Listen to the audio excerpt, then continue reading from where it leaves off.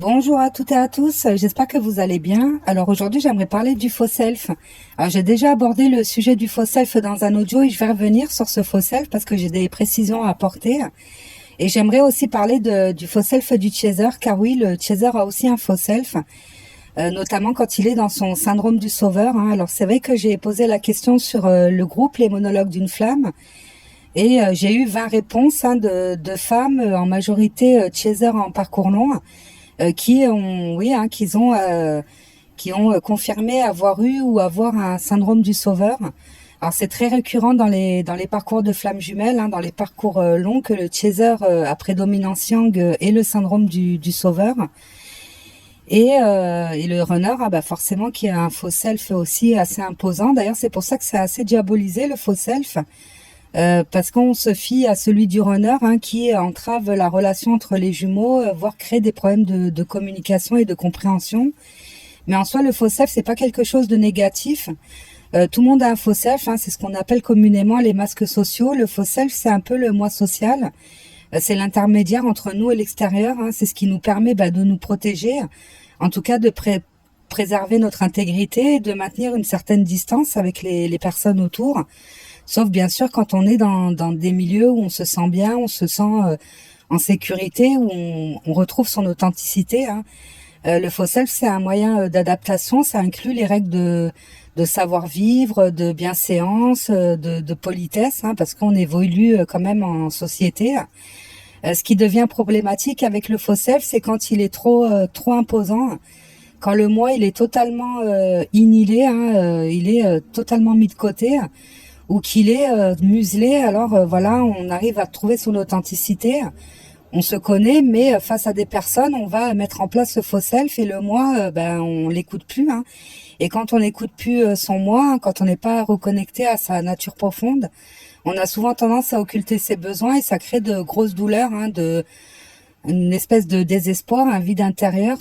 Les faux self, en règle générale, sur les parcours de flammes jumelles, avant la guérison des blessures, ils sont suradaptés. Alors le chaser quand il est dans son syndrome du sauveur, et le runner quand il s'identifie totalement à son faux self, à sa persona, comme l'a dit si bien Carl Jung, c'est parce que c'est comme ça qu'il définit le faux self quand il est très très enfermant.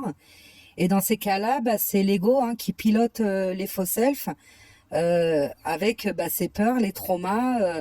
Donc ça peut virer à l'auto-sabotage et c'est souvent ce qui se passe pour les deux jumeaux. En tout cas, les faux self des deux jumeaux vont empêcher ce retour vers soi. On ne se reconnecte pas totalement ou plus du tout à son moi profond. Et ça va empêcher la guérison des blessures, parce que forcément, le moi ne pouvant pas s'exprimer, étant opprimé, la guérison des blessures, c'est même pas la peine d'y penser. Alors le renard, lui, quand il est dans son faux self, c'est quasi impossible. Et le chaser, il va entamer une certaine guérison, mais tant qu'il n'a pas réglé ce syndrome du sauveur, alors là, c'est même pas la question du faux self, c'est surtout le syndrome du sauveur. Il n'arrivera pas totalement au bout de sa guérison, parce qu'il sera toujours tourné vers l'extérieur. Et même s'il règle le problème, souvent, c'est ce qu'on fait, c'est qu'on règle le problème dans son entourage. Mais si on continue d'être trop tourné vers le jumeau, de trop s'inquiéter vers lui et de plus regarder ce qu'il fait que ce qu'on fait nous, quelque part, et les problématiques qu'il peut avoir, la guérison, elle va être bloquée. En tout cas, moi, c'est ce que j'ai fait. C'est pour ça que je me permets de dire ça. Parce que quand j'ai découvert que j'avais la blessure d'abandon, alors je me suis attelée à essayer de la guérir, à la comprendre. Mais j'avais toujours ce syndrome du sauveur, donc forcément, j'arrivais pas à me reconnecter entièrement à moi. Et c'est vraiment quand j'ai commencé à régler ce syndrome du sauveur que j'ai pu faire une guérison qui s'est avérée positive. Alors je suis pas totalement guérie, mais au moins toutes les avancées que je fais, elles sont faites, j'ai que des acquis. Alors qu'avant j'avais tendance à avoir les montagnes russes émotionnelles, à faire des retours en arrière parce que j'étais encore dans mon syndrome du sauveur. Donc d'où l'importance de se rendre compte déjà qu'on a un faux self et de régler le syndrome du sauveur. Et ensuite, pour le runner, alors lui, c'est carrément se révéler à lui-même et se rendre compte que il est piloté par sa persona, quelque part. La construction du faux self chez l'enfant, elle intervient assez tôt. Ça jouxte même la construction, hein, de la personnalité, du caractère de l'enfant, étant donné que l'enfant va déjà s'adapter aux parents, hein, à son milieu familial. Du moins, il va intégrer ce qui est bien et mal, ce que les parents tolèrent ou ne tolèrent pas, ce qu'on doit faire ou ne pas faire, hein. Un enfant, il est conscient que quand il fait les choses bien, il est félicité. Et quand il fait les choses mal, il peut être grondé ou puni. Et puis les enfants se scolarisent assez tôt, hein, sont scolarisés assez tôt, hein. On parle d'enfants qui rentrent à l'école à 2 ans et demi, 3 ans, sans compter les enfants qui avant vont côtoyer des crèches ou des garderies où il y a des règles aussi à respecter, hein. Voilà, l'enfant va se rendre compte que c'est pas le centre du monde, qu'il doit s'adapter aux autres, qu'il doit se comporter bien, parce que même les maîtresses d'école peuvent le gronder. Et l'enfant, voilà, il va grandir dans un espèce de milieu, mais dans le milieu familial, il n'est pas censé se suradapter, hein. Un enfant, quand il est admis tel qu'il est, quand voilà, il a pas l'impression, hein, d'avoir une certaine pression, j'ai envie de dire familiale, il va être à l'aise, hein, il peut voilà se montrer plus authentique qu'à l'extérieur. Ce qui va être problématique, c'est quand l'enfant va déjà se suradapter à son milieu familial. Parce que bah là, déjà, ça va mal commencer, parce que s'il est suradapté chez lui, il va forcément être suradapté à l'extérieur, hein, parce que quand même, l'environnement familial, c'est un peu la sécurité de l'enfant, hein, c'est un peu son refuge, et des fois, ça n'est pas le cas, ou du moins l'enfant ne le ressent pas de cette manière, hein. Alors côté chaser, parce que je vais commencer par le chaser. Le chaser, comme j'avais expliqué dans mon portrait du chaser, il a pu être responsabilisé assez tôt de par un contexte familial, hein, où par exemple il est dans une fratrie nombreuse, et on va lui demander de s'occuper des petits frères ou des petites sœurs, voire surveiller les grands frères et les grandes sœurs. En tout cas, moi, ça a été mon cas. Ça peut être aussi un enfant qui est né dans une famille où l'un des parents a un problème de santé, peu importe le problème, hein, mais qui n'est pas en mesure de s'occuper totalement de lui, hein. Donc il va un peu déléguer à l'enfant, ou lui demander de se prendre en charge d'une certaine manière, parce que voilà, il y a pas d'autre choix, hein. Ça peut être aussi un enfant qui peut être face à des parents qui ne sont pas démonstratifs, qui ne montrent pas leur affection spontanément, mais quand l'enfant va ramener des bonnes notes ou faire les choses bien, on va le féliciter, on va lui faire des compliments, voire avoir un geste affectueux envers lui. Ça peut être aussi un enfant qui a grandi dans un foyer dysfonctionnel, hein, tout simplement, avec des parents qui peuvent être négligents ou maltraitants, voilà, hein, qui laissent un peu l'enfant soit livré à lui-même, ou l'éducation, elle est un peu aléatoire, hein, j'ai envie de dire, où l'enfant il peut se faire gronder pour un oui ou pour un non. Voilà, il peut se faire rabrouer, hein, ça aussi. Ça peut être aussi tout simplement, et c'est souvent le cas du chaser, d'être un enfant assez mature, hein, très tôt, très éveillé, très conscient de ce qui se passe autour de lui. Et les parents, percevant cette maturité, vont lâcher du lest. Et ça peut devenir l'enfant de confiance, à qui on va confier des responsabilités ou se reposer un peu sur lui, hein, tout simplement. Et aussi, dernier cas, après il y a énormément de cas, je peux pas citer tous les cas particuliers, où ça peut être un enfant qui est justement mature très tôt, et qui va préférer la compagnie des adultes que des enfants. Donc il va essayer d'intégrer ce monde d'adulte en se rendant utile, ou en étant le confident ou la confidente, hein, des adultes, ce qui peut l'amener très tôt à être face à des conversations, à des problématiques qui ne sont pas forcément de son âge. Donc ça va un peu l'inciter à grandir trop vite. Le chaser, il va donc entrer dans la vie avec ce syndrome du sauveur, souvent de manière inconsciente, hein. Dans les parcours de flammes jumelles, c'est souvent en découvrant qu'on est sur un parcours de flammes jumelles, et en découvrant, hein, les portraits du chaser, du runner, qu'on découvre qu'on a ce syndrome du sauveur. En tout cas, ça a été mon cas, même si j'ai eu quand même des petits signaux d'alerte qui m'ont montré que quelque chose n'allait pas, et je l'expliquerai plus tard dans l'audio. Alors le chaser, il va mettre en place, toujours de manière inconsciente, une espèce de réceptacle à l'intérieur de lui, prêt à accueillir les émotions, les problématiques et les soucis que peuvent avoir les personnes de son entourage, ou du moins de l'extérieur.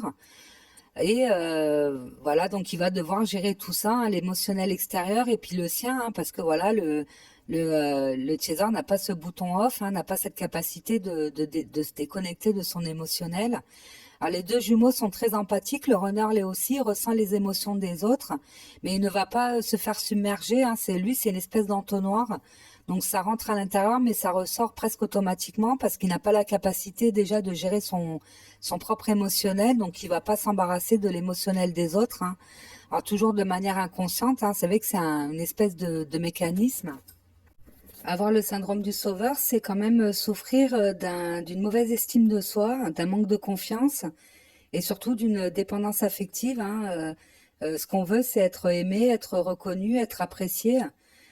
Donc on va s'adapter à l'entourage et ce qui va donner lieu à un faux self adaptatif dit caméléon, hein, où on va se mettre voilà toujours à niveau des personnes pour pouvoir répondre à leurs besoins, pour pouvoir régler une problématique.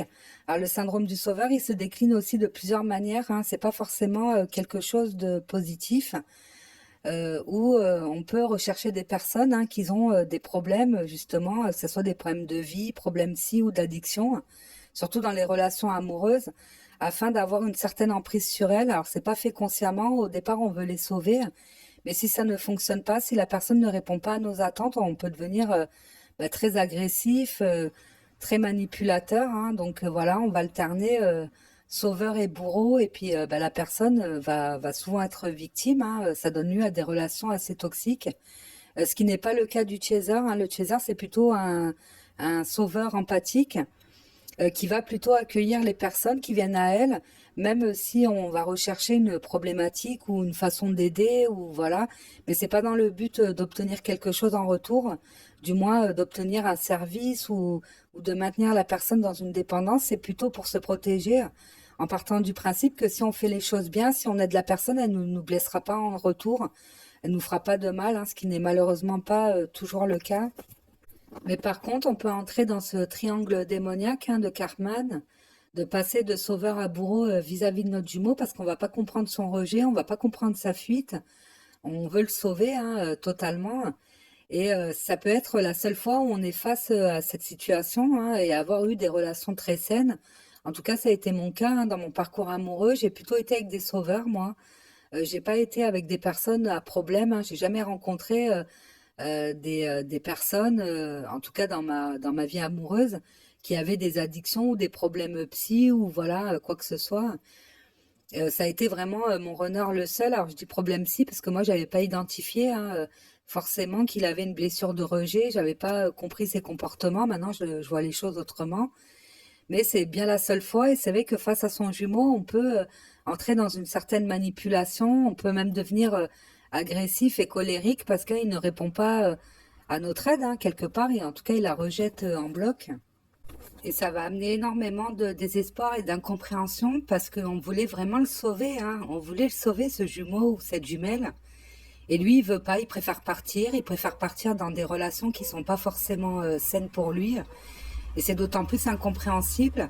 Et ensuite va venir une grosse culpabilité quand on va connaître toutes les facettes du runner, hein, grâce souvent au parcours de Flamme Jumelle, qui met en lumière hein, des choses qu'on n'avait pas compris. Hein. Tous les comportements s'éclairent, toutes ses blessures, sa fuite. Donc on peut se dire qu'on a peut-être été trop dur avec lui, pas assez bienveillante, pas assez compréhensif. Mais tout est juste, hein, quelque part. De toute façon, il va falloir se remettre en question là-dessus hein, et sur énormément d'autres choses pour pouvoir se débarrasser de ce faux self. Hein. Alors ce fameux faux self qui nous fait nous adapter, hein, avec toujours en fond cette blessure d'abandon, peur d'être abandonné, peur d'être rejeté, peur de ne pas être aimé, tout simplement. Et c'est vrai qu'on va souvent baisser nos critères hein, pour se mettre face à des personnes. Alors baisser nos critères, ça ne veut pas dire qu'on est mieux que les gens, mais souvent on va accepter des choses qu'on sait qui ne sont pas forcément bonnes pour nous. On va fréquenter des personnes qui ne vont pas nous nourrir, hein, même intellectuellement. Hein. Alors c'est vrai que le chaser, il est assez autodidacte, il aime bien avoir des discussions assez profondes, assez alors ça, sans être spirituel, hein, mais assez philosophique, apprendre des choses. Hein. C'est vrai que le chaser, c'est celui qui va un peu remuer le fond de la cuve. Et il peut se mettre face à des personnes qui ne le nourrissent pas, hein, ni intellectuellement, ni affectivement. Enfin, il s'en rendra compte beaucoup plus tard. Alors, c'est vrai qu'il y a une différence entre avoir le syndrome du sauveur et être altruiste. Les altruistes attendent qu'on leur formule clairement une demande d'aide. ne vont pas s'immiscer hein, dans la vie des gens pour essayer de savoir ce qui ne va pas. Donc ils vont percevoir forcément s'il y a une situation qui est assez grave, mais sinon ils attendent hein, qu'on formule, ce qui n'est pas le cas des chasers. Hein. Les chasers, ils vont devancer.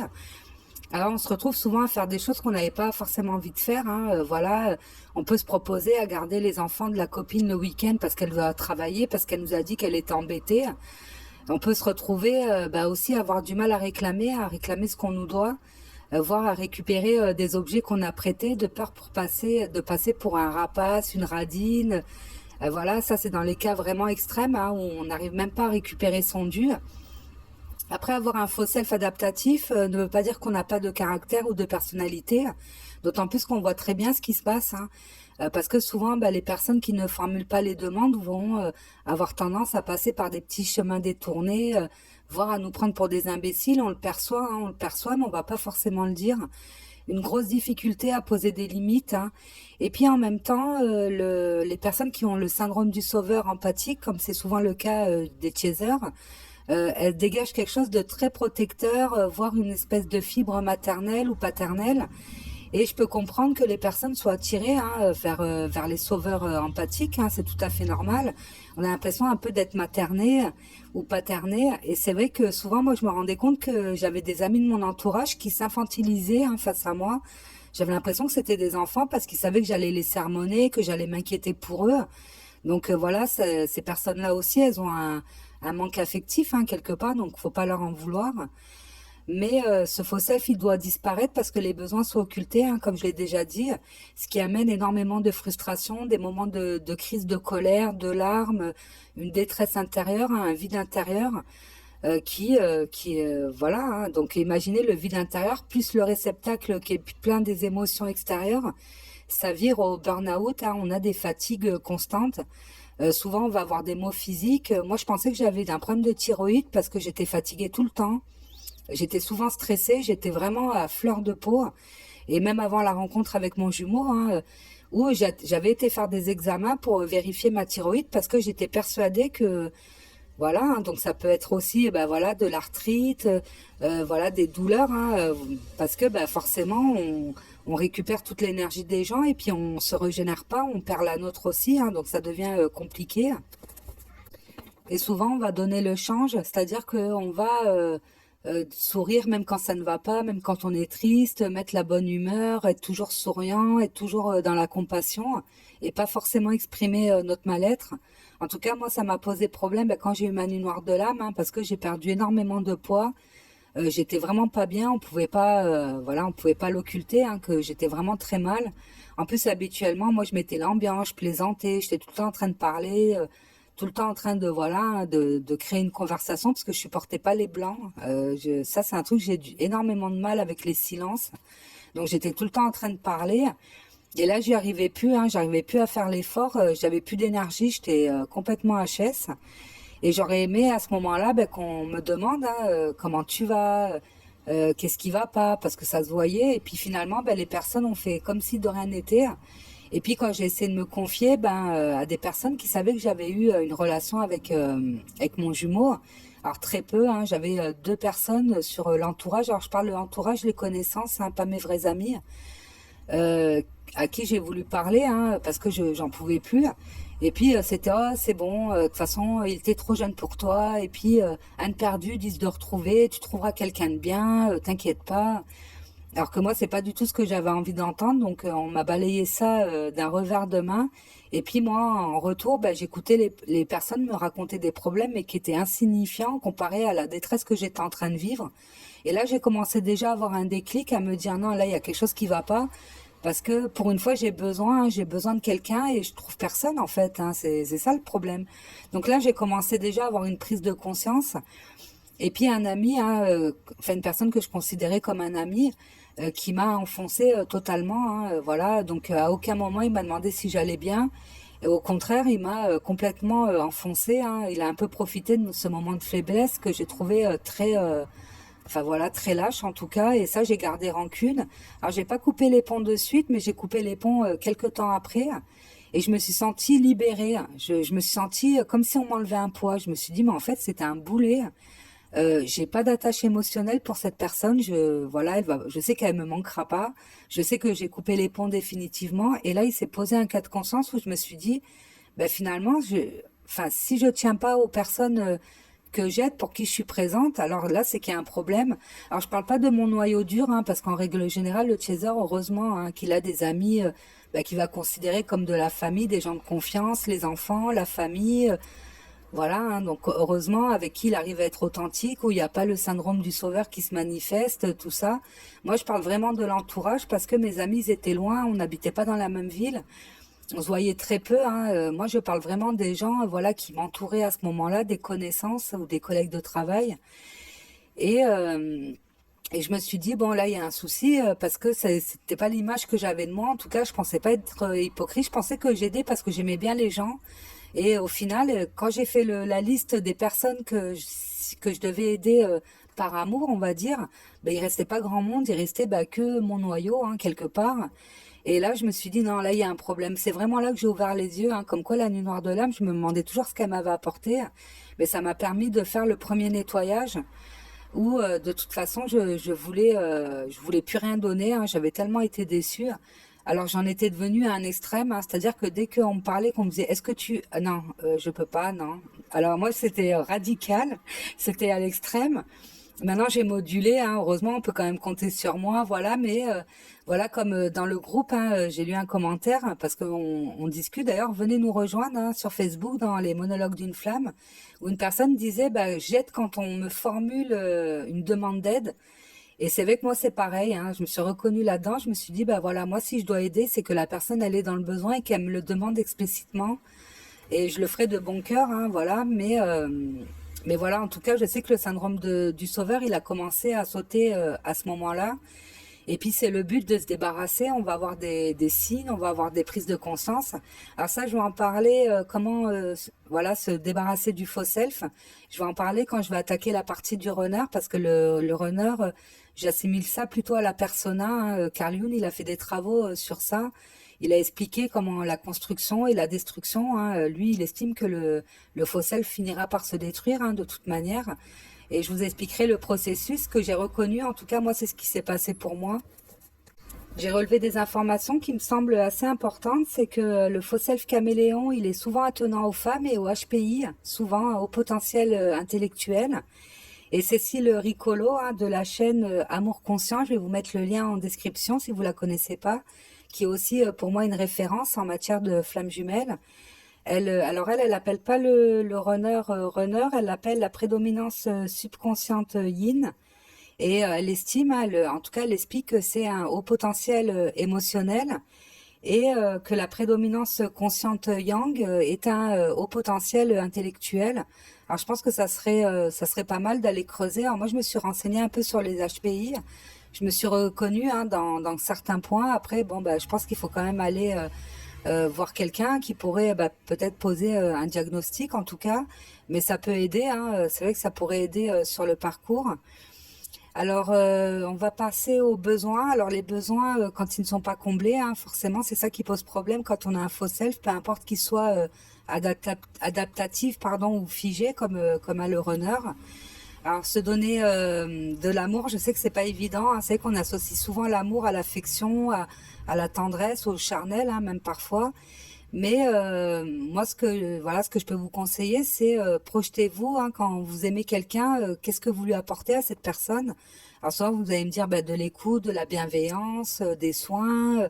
Je lui prépare à manger. J'aime bien lui faire des petits plats. J'aime bien voilà lui faire des massages ou quoi que ce soit. Faites-le pour vous, hein, tout simplement. Hein. C'est souvent les besoins qu'ils ont besoin d'être comblés. Hein. C'est des soins tout simples. C'est vrai qu'on pense souvent que c'est des besoins matériels hein, dans un monde matérialiste dans lequel on est, mais c'est pas le cas. Le matériel ne comble rien. De toute façon, c'est pas l'extérieur hein, qui va combler les besoins. C'est vous, hein, tout simplement. Donc prenez soin de vous, hein, tout simplement. Alors je sais que c'est très difficile.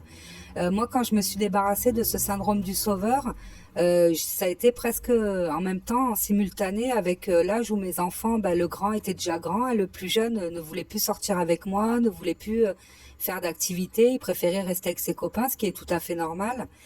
Et je me suis retrouvée avec le syndrome du nid vide, les bras ballants, je savais plus quoi faire, je savais plus m'occuper. Quand on a pris l'habitude de s'occuper des autres, on sait pas s'occuper de soi, hein, forcément. Mais petit à petit, je me suis réappropriée, donc ça a pris du temps, hein. J'ai procrastiné pendant très longtemps où je faisais rien. Alors heureusement que j'ai toujours eu ma chienne qui me permettait quand même d'aller me balader, d'aller au contact de la nature, parce que ça j'adore, hein. Ça, je passerai ma vie dans la nature. Mais voilà, hein, souvent, on sait pas s'occuper de soi, hein, tout simplement, hein. Mais voilà, apportez-vous des soins, hein, qu'importe, faites ce qui vous fait plaisir, hein, tout simplement. Et vous allez voir, après, vous allez vous sentir mieux. Et puis le syndrome du sauveur, il va petit à petit disparaître. De toute façon, à partir du moment où on s'en rend compte, c'est 50% hein, déjà de travail qui est fait, hein, de guérison, en tout cas de syndrome. Et puis, de toute manière, dites-vous bien que vous n'attirez plus des personnes hein, qui vont se décharger sur vous. Et quand bien même, vous saurez mettre des limites, hein, ce qui n'a pas toujours été le cas. En tout cas, moi, je vois, moi, j'ai changé de région, donc j'ai dû me refaire un entourage, hein, forcément, dans le milieu professionnel. Voilà, amical, j'en suis pas encore à ce point-là, mais en même temps, moi, j'aime bien être seule, voilà. Hein. Mais, euh, mais en tout cas, j'arrive à poser des limites hein, quand je vois que les personnes, elles sont trop... parce que, malheureusement, il y a des personnes qui ne s'introspectent pas, hein, qui vont avoir tendance à accuser l'extérieur, à ne pas chercher à l'intérieur les ressources. Et je peux le comprendre parce que c'est très douloureux, hein, on le sait, on est passé par là. Mais j'arrive à recentrer les choses, à dédramatiser, à changer un peu les conversations. Après, j'essaie hein, de dire aux personnes, tu devrais essayer de faire un travail sur toi ou d'aller consulter. Mais il y a des personnes qui bloquent malheureusement. Hein. On parle d'âme errante quand les personnes sont décédées, mais j'estime qu'il y a des personnes qui errent hein, dans leur vie, qui sont en errance totale ou l'âme est errante hein, totalement. Mais en tout cas, je me laisse moins impacter, hein, ça va moins me vider, ça va moins me fatiguer. Et c'est surtout ça, c'est de préserver son énergie, elle est précieuse. Hein, voilà, donc pour le chaser, j'en ai terminé. Je vais passer à la partie du runner, hein, parce que j'ai quelques précisions à apporter aussi. Le faux self du runner, lui, est un faux self figé, dit robotique, et vous allez comprendre hein, pourquoi on y met ce terme de robotique. Alors lui, c'est totalement un personnage hein, qui va incarner. En tout cas, il va incarner un personnage qu'on lui a suggéré, hein, peut-être même voilà de manière détournée par les parents. Parents qui s'inquiètent souvent pour l'avenir des enfants et puis qui vont lui suggérer son choix de vie, son choix de carrière. Alors au niveau du rejet, j'avais déjà expliqué que c'était pas forcément le runner dans son entièreté qui a été rejeté, mais plutôt des parts de lui. Hein, ça peut être la sensibilité, la vulnérabilité. Peut-être c'est un enfant très introverti, trop timide et qu'on le poussait un peu à se réveiller hein, quelque part.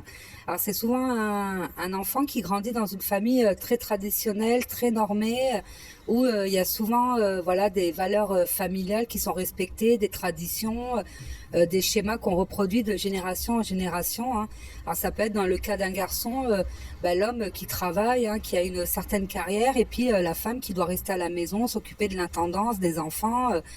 Voilà, alors les parents, ils font pas toujours ça dans le but de voilà, ou parce qu'ils n'aiment pas l'enfant ou quoi ou qu'est-ce, hein. Mais souvent, c'est parce qu'ils s'inquiètent pour l'avenir de l'enfant et puis qu'ils ont une certaine idée, hein, image de ce que doit être un garçon ou une fille. Hein.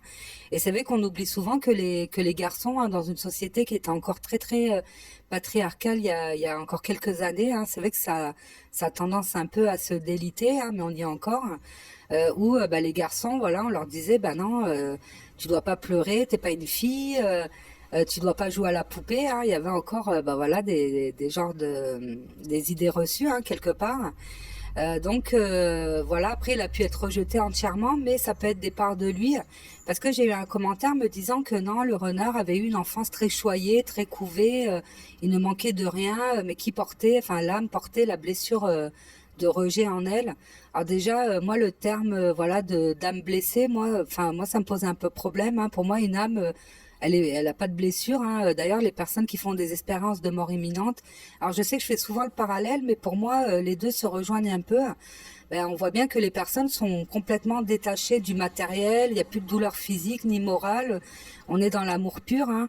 Et puis ça voudrait dire qu'on est porteur d'une blessure, donc qu'on soit ici-bas ou de l'autre côté, bah pareil, on va être blessé. Moi, je suis pas trop d'accord avec ce terme-là. Il y a bien voilà, il y a bien quelque chose qui s'est passé dans l'enfance du runner pour qu'il puisse avoir cette blessure de rejet et ce faux self, hein. Faut pas non plus renier ce qu'il a pu vivre. Et puis chaque trauma, voilà, est personnel, hein. Chaque personne qui a vécu un traumatisme, bah, elle sait de quoi elle souffre en tout cas, hein. Et puis faut pas se fier aux apparences, hein, surtout côté runner, hein, ça je le dis souvent. Parce que par exemple moi mon runner il avait vu de l'extérieur une enfance, enfin une jeunesse, hein, parce que bon moi je l'ai connu relativement jeune. Moi je l'ai connu, il habitait encore chez ses parents, alors il était majeur et vacciné, je précise.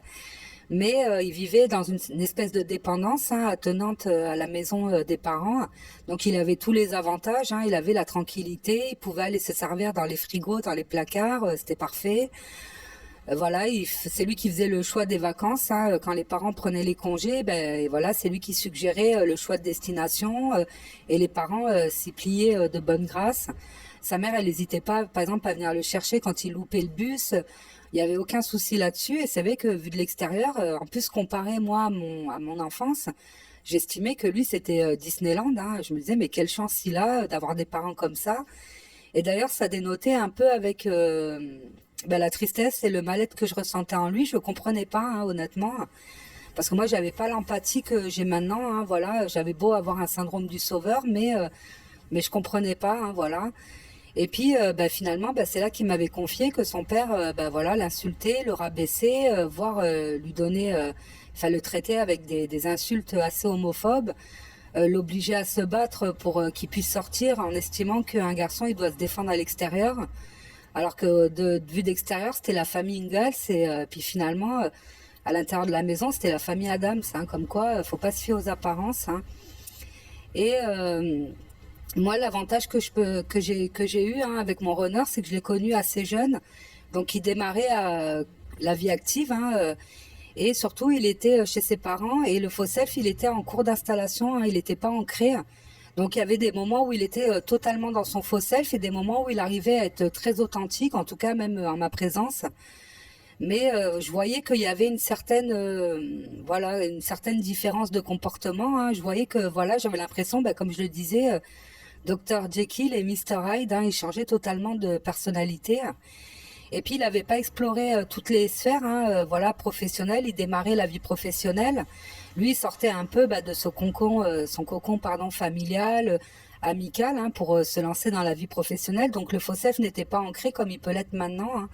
Et puis le fait qu'il vive encore chez ses parents fait qu'il m'a confié, hein, bah, des choses sur son père, voilà, des problématiques qu'il pouvait rencontrer.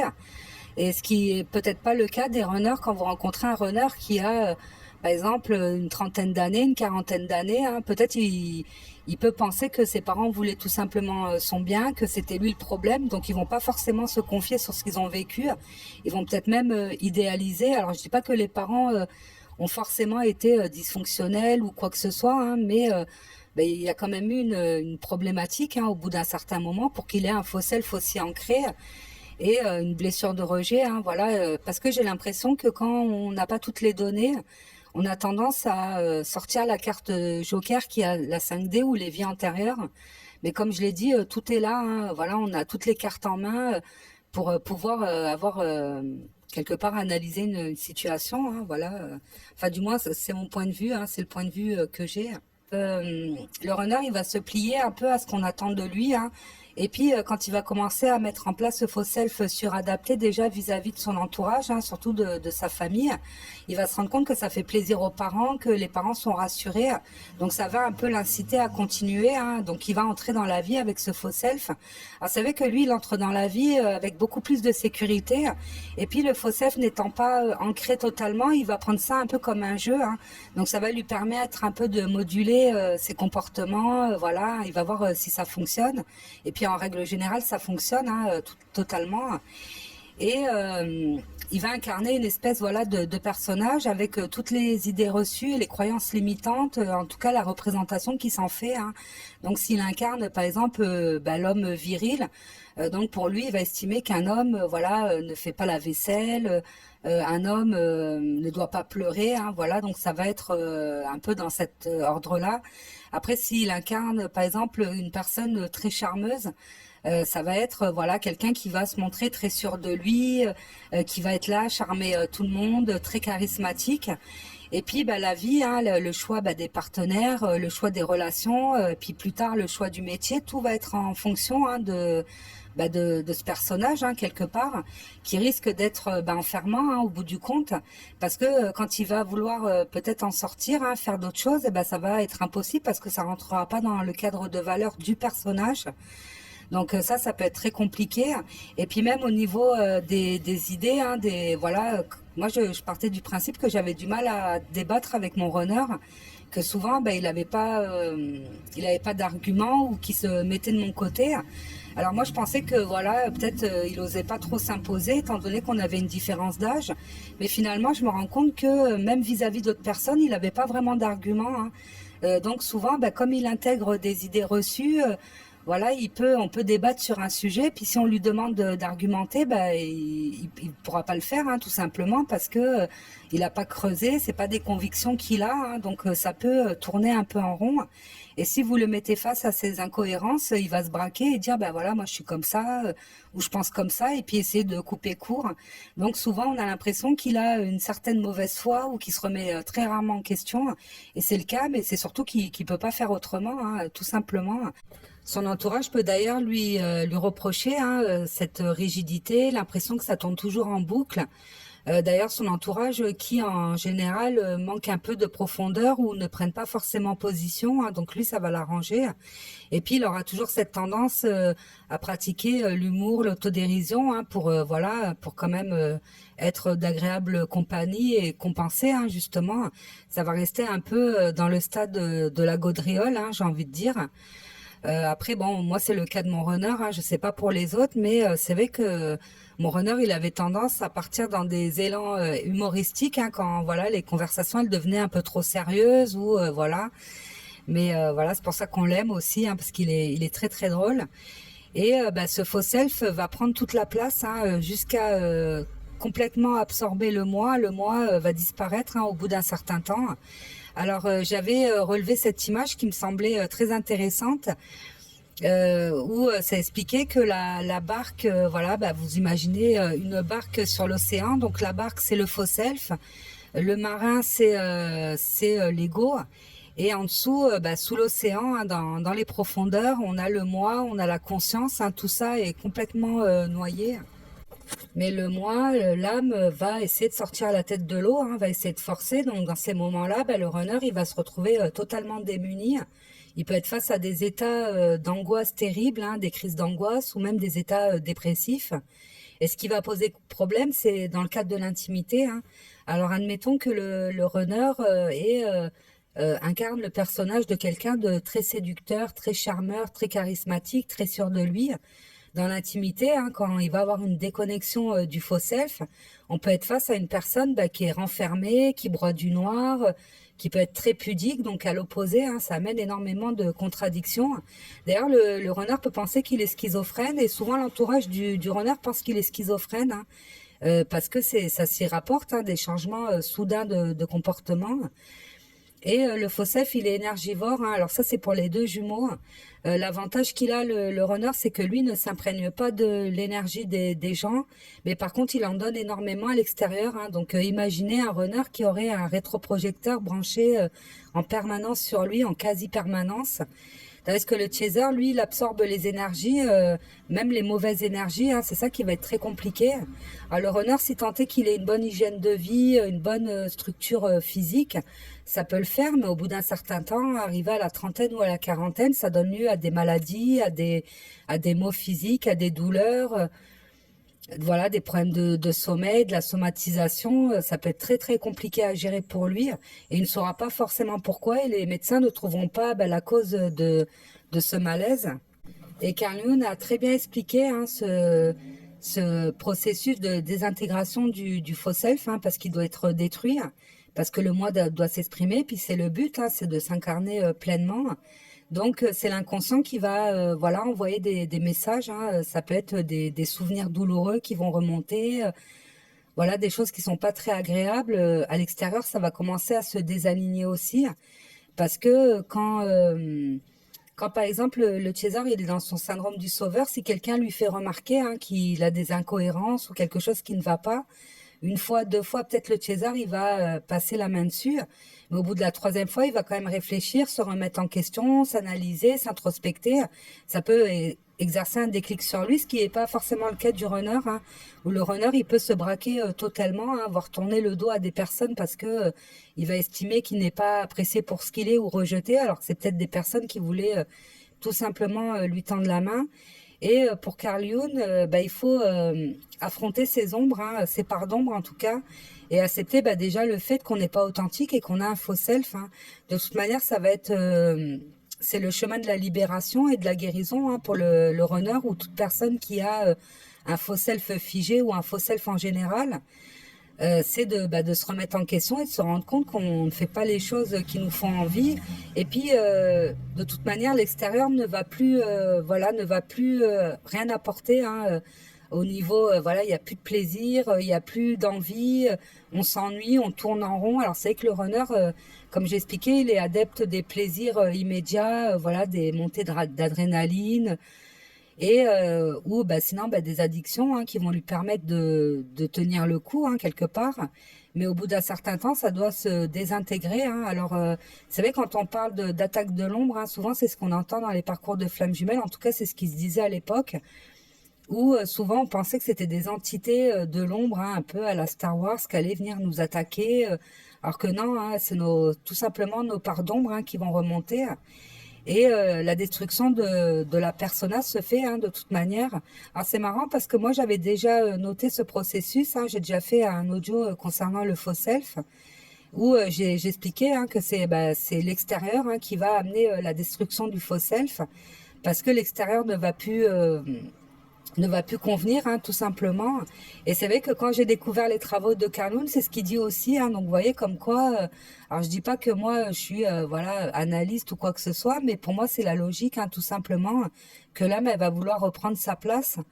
Parce que l'âme, elle est incarnée pour expérimenter, elle est pas là pour se cacher derrière un masque et puis rester en mode veille. Hein. C'est pas du tout le but des incarnations. Le processus de désintégration du faux self, il se fait de la même manière pour les deux jumeaux, même si pour le chaser, ça se fait plutôt en conscience, hein, parce qu'en général, ça intervient quand le chaser, il est reconnecté au lien ou qu'il a connaissance du lien, ce qui n'est pas le cas du runner. Et surtout dans le cas du runner, il va lui émettre des résistances parce que forcément, se débarrasser de son faux self, pour lui, c'est mourir. Hein, parce qu'il ne connaît que son faux self. Le moi, il a été totalement occulté. Le moi... et l'inconscient, hein, quelque part, l'âme qui vont taper sur la barque pour essayer de monter à l'intérieur. Et là, il pourra plus résister, sinon la barque, de toute façon, elle va se retourner, puis il va se retrouver à l'eau hein, avec l'ego et tout ce qui s'ensuit. Donc, il va faire face à ses parts d'ombre. Hein. Donc, le faux self étant en cours de désintégration, hein, parce que ça peut arriver subitement, mais il y a déjà des prémices, hein, c'est-à-dire qu'on se rend compte qu'autour de nous, plus rien ne va, on se demande ce qu'on fait là, on n'a plus le goût à rien, on perd le goût de la vie, hein, c'est totalement un désert. Et puis, on va avoir des nuits noires de l'âme, pardon, où on va se sentir très mal, où le vide intérieur, il va vibrer au maximum, hein, donc on n'a pas trop le choix. Et accueillir les parts d'ombre, quelque part, c'est accepter hein, déjà qu'on avait un faux self, hein, déjà, c'est la plus grande part. Et puis accepter d'avoir eu des comportements dysfonctionnels. Et puis c'est se pardonner aussi, hein, parce qu'accepter les parts d'ombre, c'est pas juste se dire bon j'ai des parts d'ombre, je les accueille. Non, c'est se pardonner aussi et enlever ce sentiment de culpabilité qu'on peut avoir, hein, parce que c'est quand on se rend compte qu'on a un faux self, on se rend compte que on n'était pas du tout aligné, qu'on s'est peut-être pas respecté ou qu'on n'a peut-être pas respecté les autres, mais tout est juste hein, quelque part. Et puis, il faut savoir se responsabiliser, se déresponsabiliser de certaines choses hein, qui ont été faites à notre insu, hein, quelque part. Voilà, si vous avez eu des parents dysfonctionnels ou qui voilà, qui ont peut-être eu certains comportements qui ont fait qu'on a mis en place un faux self. Il faut savoir pardonner. Alors pardonner, ça veut pas dire les accueillir à bras ouverts, mais au moins se libérer de ça. C'est surtout ça le pardon. Souvent on pense que le pardon c'est aller voir les gens et puis faire comme si de rien n'était. Non, c'est se libérer de cette mauvaise énergie, parce que voilà, quand on entretient de la rancœur ou de la rancune, c'est pas forcément positif. Alors il y a deux choix quand même qui s'offrent à nous. On a le libre arbitre. On peut continuer sans persona et en reconstruire un autre. Voilà, se dire bon ben c'est pas grave, mais là on va reconstruire sur du vide et en conscience. Donc forcément, voilà, parce qu'autant le premier faux self il est fait de manière inconsciente, autant si on en refait un autre, il sera de manière consciente. Donc ça sera pas crédible. Voilà, ça sera un sketch. J'ai envie de dire. Donc là, ça sera pas possible. Et puis, l'inconscient, il va commencer à nous envoyer des messages. Il peut nous faire remonter des souvenirs douloureux, des choses qu'on avait enfouies quelque part, parce que c'était trop justement douloureux, qui vont peut-être remonter. Donc voilà, ça va se faire petit à petit. Quoique bon, ça peut être de manière brutale, mais on va commencer voilà à se rendre compte de certaines choses. Et puis le plus dur pour le runner, les deux choses les plus difficiles pour le runner qu'il va devoir affronter, c'est déjà de se rendre compte que souvent les personnes qui l'ont rejeté, souvent l'un des parents, ont aimé et ont considéré son faux self et pas lui. Donc finalement il a fait tout ça pour rien. Et puis aussi se rendre compte des comportements qu'il a pu avoir vis-à-vis son chaser, parce que il a pu refuser la relation parce que le chaser n'entrait pas justement dans son cadre de référence qui était tenant à son faux self. S'il y a eu une différence d'âge, de religion, de milieu social, et peut-être refuser la relation en sachant qu'elle allait être peut-être mal perçue par l'entourage ou que voilà, ça ne correspondait pas à ses attentes, en tout cas malgré tout l'amour qu'il pouvait porter à son autre. Donc ça, il va aussi se rendre compte de tout ça. Il va énormément culpabiliser. Et puis il va surtout se rendre compte que son chaser, il l'aimait avec ses parts lumineuses, avec ses parts sombres, et puis surtout qu'il l'aimait pour ce qu'il était. Parce que plus il va se reconnecter à lui, plus il va voilà toutes les parts qu'il avait cachées, l'hypersensibilité, la vulnérabilité, voilà. Comme je l'ai dit, Cécile Ricolo, elle parle de haut potentiel et émotionnel. Et d'ailleurs, le faux self robotique, figé, c'est souvent le faux self des personnes surdouées qui, pour avoir une vie entre guillemets normale, vont avoir tendance à avoir un faux self figé pour se mettre au niveau de l'entourage, parce que c'est vrai que ça isole beaucoup quand on est surdoué. En général, voilà, on s'ennuie très rapidement, on se lasse très vite, donc on peut entrer dans un faux self. D'ailleurs, j'ai appris beaucoup en regardant des vidéos sur le faux self des HP et des voilà des surdoués, parce que des zèbres même. Alors je sais pas, moi je fais pas trop zèbre, je suis pas trop faite de ça, mais on en apprend énormément. C'est vrai que voilà. Et donc voilà, donc les parts d'ombre vont devoir être acceptées. Et puis après l'ombre vient la lumière, sachant qu'il faut se perdre pour se trouver. Donc une fois qu'on se sera perdu et qu'on va se retrouver, là, ça sera que les parts lumineuses. Donc là, ça va être des synchronicités qui vont nous permettre d'aller vers les bonnes personnes, vers les bonnes situations. Alors par exemple, on peut rêver qu'on joue de la guitare. Et puis on se réveille le matin et on se dit c'est vrai, quand j'étais petit j'aimais bien jouer de la guitare, et là vous allez tomber en allant travailler, vous allez tourner la tête et voir qu'il y a des cours de guitare et vous allez peut-être vous inscrire. Voilà, ça peut être des choses comme ça, et les opportunités elles vont commencer à se mettre en place. Donc voilà, il faut se dire que c'est un chemin à traverser, mais qu'il est bénéfique. Au bout du tunnel, il y a la lumière. Donc, faut vraiment rester focus là-dessus.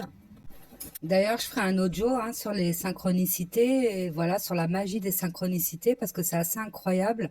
Alors moi, ce que je vous conseille, parce que souvent vous pouvez avoir des messages par les rêves ou avoir des symboliques au réveil, avoir une pensée qui va venir subitement. Alors moi, je vous conseille de tout noter, parce que peut-être sur le moment, ça va pas vous parler, mais ça aura peut-être une signification plus tard où ça va vous sauter aux yeux, vous allez tomber sur quelque chose qui en parle, hein, justement. Alors moi, j'ai plein d'anecdotes sur ça, alors je vais faire un audio, hein, ça c'est sûr. Et puis, j'ajoute aussi que ce que j'ai oublié de préciser, c'est que quand on va affronter ces parts d'ombre, c'est affronter aussi les addictions, hein, parce que c'est que le runner, il a souvent des addictions qui sont liées justement à son faux self. Voilà, pour supporter quelque part ce vide intérieur. Et donc il va devoir s'en séparer, nous aussi, hein, si on a des addictions, des mauvaises habitudes. Alors c'est pas le fait qu'il faut devenir clean totalement, hein. Voilà, moi j'ai des addictions, je suis addict au sucre et à la cigarette. Je sais que je vais m'en séparer, mais voilà, c'est quand le moment sera venu, en tout cas. Mais c'est peut-être des habitudes, voilà, ou la procrastination qui font que ça nous empêche d'avancer dans la vie, hein, ça crée des blocages. Et puis surtout, se réapproprier ses besoins, hein, voilà, prendre soin de soi, tout simplement, hein, se tourner vers soi, se prioriser, se recentrer en tout cas. Et voilà, je pense que j'ai fait le tour. Alors, je voulais poster avant, hein, mais j'ai dû refaire cet audio plusieurs fois, justement à cause de mon inconscient qui m'a joué un mauvais tour. Et ça, j'en parlerai aussi, hein, parce que sinon, ça va être trop long. Mais voilà, donc je vous laisse ici, hein. Désolée pour la longueur, mais je voulais absolument rentrer tout à l'intérieur, hein, de cet audio, parce que le faux self, c'est un sujet assez incroyable, hein, quand même. C'est quand on le découvre, enfin voilà. Et aussi, voilà, le faux self, vous allez en conserver un, comme je vous ai dit, mais ça sera un outil d'adaptation pour vous, hein. Voilà, il va vous servir à vous, il va pas servir le reste. Tout comme l'ego, hein, l'ego qui va se mettre à votre service, hein, de manière positive. Et voilà, donc ça, il faut pas non plus se dire, ça y est, je dois être à 100% authentique. Non, c'est quasi impossible, hein, on vit en société, donc voilà, ne serait-ce que pour pas blesser les personnes en face, on est obligé, hein, de parfois de pas de mentir, mais de montrer une meilleure facette de nous, de mettre de la dentelle autour, et c'est tout à fait normal, hein, c'est ce qu'on appelle la courtoisie et la politesse, et le savoir-vivre aussi. Et aussi, j'ajoute qu'il faut être bienveillante, hein, bienveillant envers son jumeau, sa jumelle, parce que quand intervient la désintégration du faux self, c'est des nuits noires de l'âme, c'est un désespoir total, hein. Le runner, il se sent mourir, hein, totalement, hein. Lui, il pense qu'il va mourir, hein,